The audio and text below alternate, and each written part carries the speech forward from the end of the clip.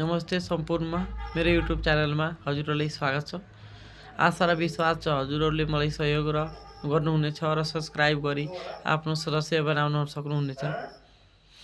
म आज गाउँघर किन्ली जाँदै गर्दाखेरि एकजना बिरामीले भन्नुभयो, सर मैले चाहिँ यो 10 वर्षदेखि मैले चाहिँ अब के अरे ब्लड औषधिहरू खाँदै गरेको छु।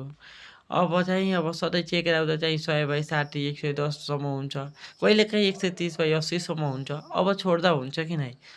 अब औषधि खाइराख्ने मान्छेले के कुरा बुझ्नु आवश्यक छ भने, अब औषधिको कारणले होला हुनसक्छ नि त 100/60। अब त्यो नर्मलभन्दा कमै भए पनि त्यो हामीले अब के बुझ्नुपर्छ, हामीले औषधिको कारणले घटबड हुनसक्छ। अब मानौँ कि हजुरलाई औषधि छोडिदिए हुन्छ भन्ने त्यस्तो लाग्छ भने नजिकको डाक्टरलाई सल्लाह परामर्श लिएर मात्रै छोड्नु होला।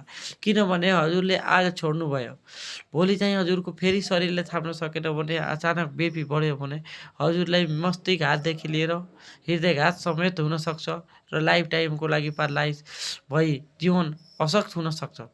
त्यो कारणले नजिकको डाक्टरसँग सल्लाह बुझाउ लिएर के कति मात्रामा खाँदा हुन्छ कि हुँदैन, छोड्दा हुन्छ कि नै भन्ने विषयमा यो भिडियो छ। हजुरहरूलाई देखेर साथ दिनुहोला। ल हस्त, धन्यवाद।